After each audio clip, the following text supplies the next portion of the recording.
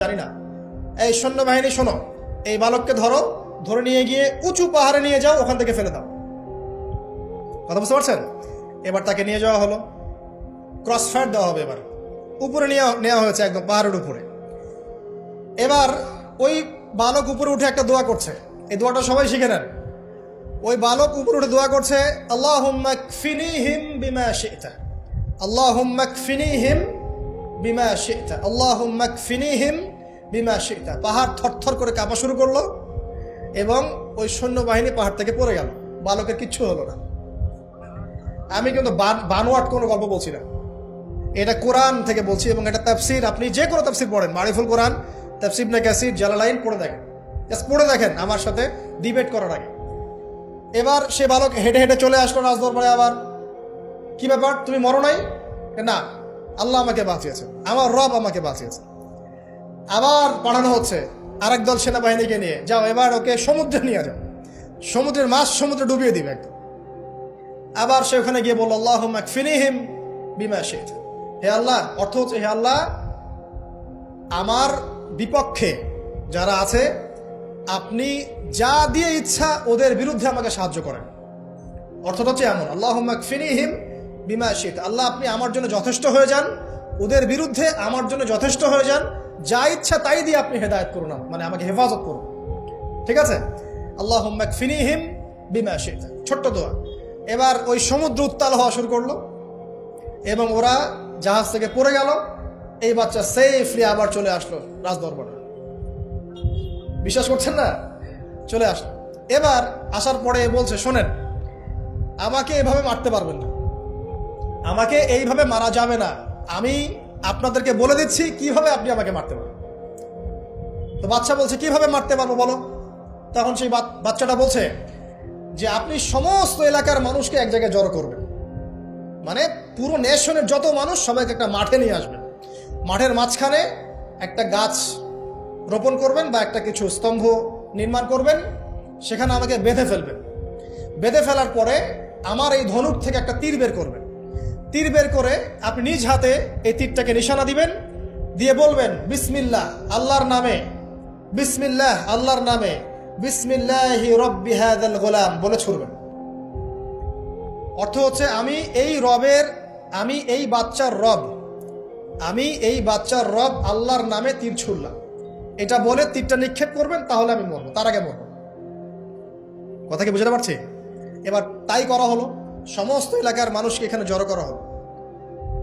কথাটা ভালো করে বোঝেন, সমস্ত এলাকার মানুষ মানে কি? ওই এলাকার সব মানুষ, মানে মুমিন কাফের যে আছে সবগুলাকে একত্রিত করা হলো। করার পরে বাচ্চাটাকে এভাবে একটা জায়গায় বেঁধে দেওয়া হয়েছে, খেজুর গাছে, তাফসিরে এসেছে খেজুর গাছে।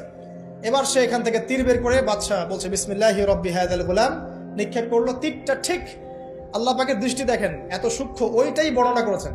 তীরটা ঠিক বাচ্চার এই জায়গায় লেগেছে, এই যে মাথার এইখান থেকে লেগে এদিকে বের হয়ে গেছে। হ্যাঁ, কে বুঝি নাই? ছেলেটার বাচ্চা, বাচ্চা, ওই বাচ্চা ছেলেটার এই যে কপালের এই পার থেকে এই পার পর্যন্ত তীর চলে গেল এবং বাচ্চাটা শহীদ হয়ে গেল, আলহামদুলিল্লাহ।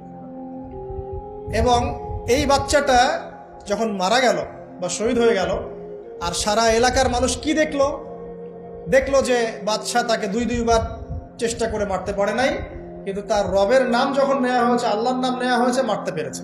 দেন পুরো এলাকার সমস্ত মানুষ মুসলিম হয়ে গেল, আলহামদুলিল্লাহ। একজন বাচ্চার জীবনের বিনিময়ে সমস্ত এলাকার মানুষ ইসলামের হেদায়েত পেয়ে গেল, আলহামদুলিল্লাহ। এবার বাচ্চার মাথা তো আরো খারাপ, একটাকেই সামলাতে পারছিলাম না, এবার তো সমস্ত এলাকার মানুষ মুসলিম হয়ে গেছে। এখন কি করবেন?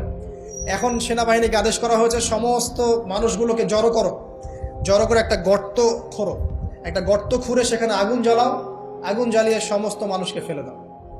দৃশ্যটাকে কল্পনা করতে পারছেন?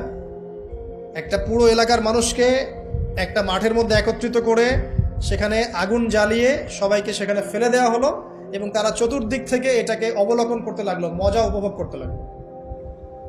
এটাই আল্লাহ পাক বলছেন, কুতিলা আসহাবুল উখদুদ ইয হুম আলাইহা কুউদ ওয়া হুম আলা মা ইয়াফআলুনা বিল মুমিনিনা শুহুদ।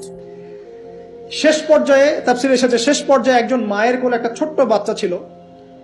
তো সেই মা নিজে লাফ দিবে এটাতে তার কোনো সমস্যা নেই, কিন্তু বাচ্চাটাকে নিয়ে লাভ দেওয়ার জন্য সে ইতস্তত বোধ করছে। তখন আল্লাহ রাব্বুল আলামিন সেই ছোট্ট বাচ্চাটার কোলে, সেই ছোট্ট বাচ্চাটার জবানের মধ্যে আল্লাহর কুদরত নিদর্শন নাজিল করলেন। ওই বাচ্চাটা কথা বলা শুরু করলো। সেই বাচ্চাটা বলল, লা তাখাফি ইয়া উম্মা, এটা শব্দটা এমন এসেছে, ইয়া উম্মা, হে আমার মা, লা তাখাফি, তুমি ভয় করো না, ফাইন্নাকি আলাল হক, কারণ আপনি সত্যের উপরে আছেন, লাভ দিন।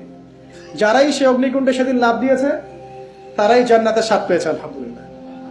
এই হলো আসহাবুল উখদুদের ঘটনা, যেটা আল্লাহ রাব্বুল আলামিন সূরা বুরুজের মধ্যে বলেছেন। এখানে একটাই শিক্ষণীয় বিষয়, ঈমান এর শক্তি একজন ছোট্ট বালকের মধ্য দিয়ে কিভাবে আল্লাহ রাব্বুল আলামিন পুরো নেশনকে হেদায়েত করতে পারেন, এবং আল্লাহ রাব্বুল আলামিন সমস্ত পরিকল্পনার উপরে মহা পরিকল্পনাকারী, এবং আল্লাহ সুবহানাহু ওয়া তাআলা তাদেরকে চিরস্মরণীয় করে রেখেছেন কোরআনের পাতায়। কিয়ামত পর্যন্ত মানুষ এই ঘটনা পড়বে, তাদের থেকে শিক্ষা গ্রহণ করবে না?